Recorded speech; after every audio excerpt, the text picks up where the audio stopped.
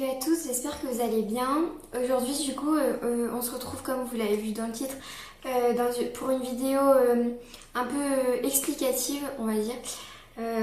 Donc c'est moi je vais vous expliquer comment se créer une tendance. Salut à tous.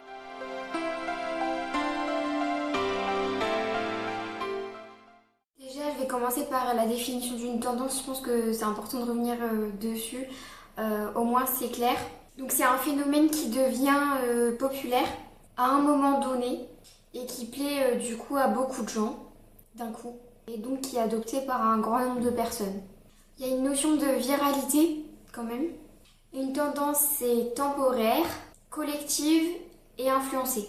Contrairement à ce qu'on pourrait penser, une tendance ça tombe pas du ciel. Elle peut naître de défilés, de célébrités ou d'influenceurs et également des réseaux sociaux plus globalement. C'est donc un mélange d'influences. Et donc pour qu'un phénomène devienne tendance, pour que ça crée, pour que ça devienne une tendance, elle subit 3 étapes.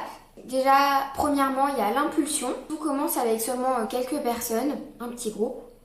Ça peut être, comme je disais, des créateurs, des influenceurs, des célébrités, un peu tout le monde finalement. Ils lancent une idée ou un concept, quelque chose qui peut marquer en fait et s'inscrire dans le temps.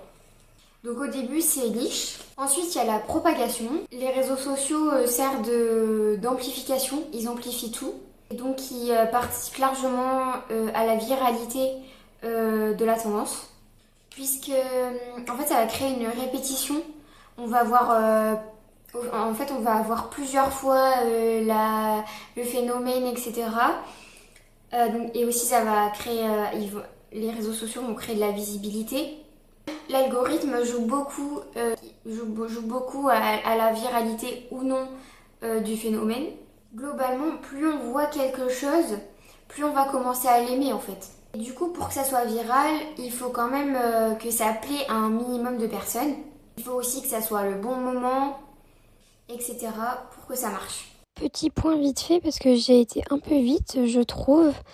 Donc en fait, on a dans un premier temps la création de l'idée. Donc les créateurs imaginent, innovent et proposent une vision. Ou comme je disais, enfin pas forcément les créateurs, mais vous m'avez compris. Donc il y a l'idée qui en ressort. Puis après, on a les médias et la presse qui relayent les nouvelles idées. Ensuite, on a les réseaux sociaux, donc les influenceurs, etc., les créateurs de contenu qui amplifient et interprètent la tendance. Et ensuite, en quatrième, on a les célébrités et les influenceurs. Donc, les personnalités l'adoptent, la popularisent et la rendent désirable. Et enfin, en dernier, on a l'adoption massive. Donc, le public s'approprie la tendance et on la voit partout. Ensuite, pour finir, il y a l'explosion. Donc c'est tout le monde l'adopte, les marques s'en inspirent et s'approprient la trend pour notamment faire gonfler leur chiffre d'affaires, ainsi que la fast fashion reproduit. Je vais vous expliquer un peu pourquoi on suit les tendances finalement. On peut voir déjà que ça c'est hyper reconnu, mais le besoin d'appartenance. Il y a aussi l'influence visuelle, c'est-à-dire comme je disais avant, le fait de voir souvent le phénomène, ça nous influence finalement. Ce qui va avec du coup l'effet de répétition. Pareil, ça joue sur notre cerveau, sur notre cerveau et du coup ça nous influence indirectement. Aujourd'hui aussi on peut dire que les trends elles vont beaucoup plus vite. Ça peut devenir viral beaucoup plus vite. Avant, donc, il y avait, on voyait, un peu comme maintenant, on voit sur les défilés, dans les défilés, on voit les phénomènes, etc. Par exemple, les nouvelles modes. Et donc après, c'était retranscrit plus souvent, par exemple, dans les magazines, enfin, du moins dans les contenus papier. Et aujourd'hui, c'est plus, il y a encore sur les contenus papier, mais c'est avant sur les réseaux sociaux.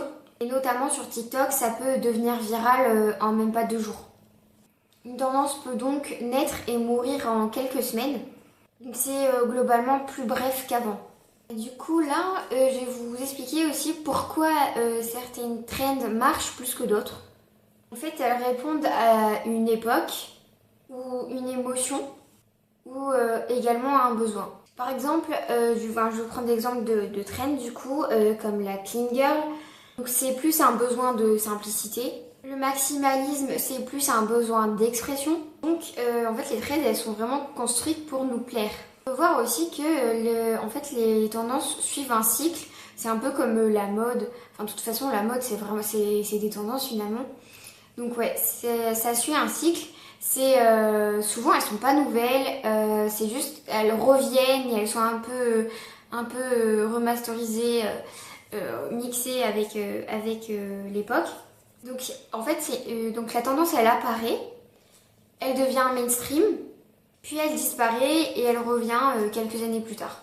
Et comme je disais, plus ou moins mis au goût du jour par rapport à l'époque, par rapport à la période, etc.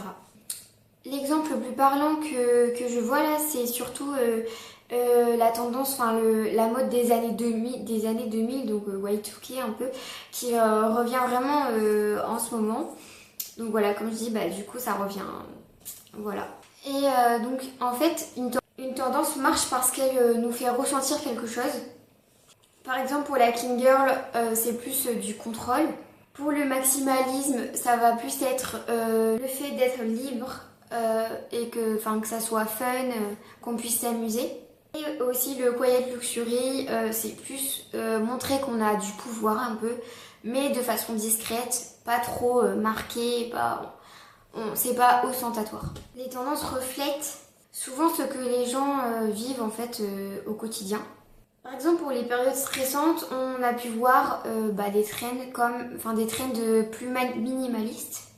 Et dans les périodes plus calmes, des trends avec, on va dire, un style exagéré. Donc en fait, on peut dire que la mode et les tendances en général, c'est vraiment un reflet de la société. Et des fois, ce sont les marques qui créent les tendances, qui sont à l'origine des tendances, notamment parce que elles ont besoin de vendre, renouveler les collections et de créer du désir. Finalement, en fait, une trend, ça peut aussi créer un besoin en fait. Et donc là, pour le cas des marques, en fait, elles poussent à la consommation. Maintenant, je vais vous dire pourquoi certaines trends échouent. Ça peut être parce qu'elles sont trop compliquées, parce qu'elles sont pas assez adaptées à la vraie vie, ou parce qu'elles sont trop niches, que ça correspond pas à assez de gens. Et du coup, peu de gens en parlent, ça prend pas la viralité que ça devrait prendre. Donc, tous les phénomènes ne deviennent pas viraux. Il y a aussi le phénomène des micro-trends. Donc, c'est des tendances très rapides. Elles durent vraiment quelques semaines. Pour vous donner un exemple de micro-trend, il y avait par exemple le style Tomato Girl. Je sais pas si vous en avez entendu parler.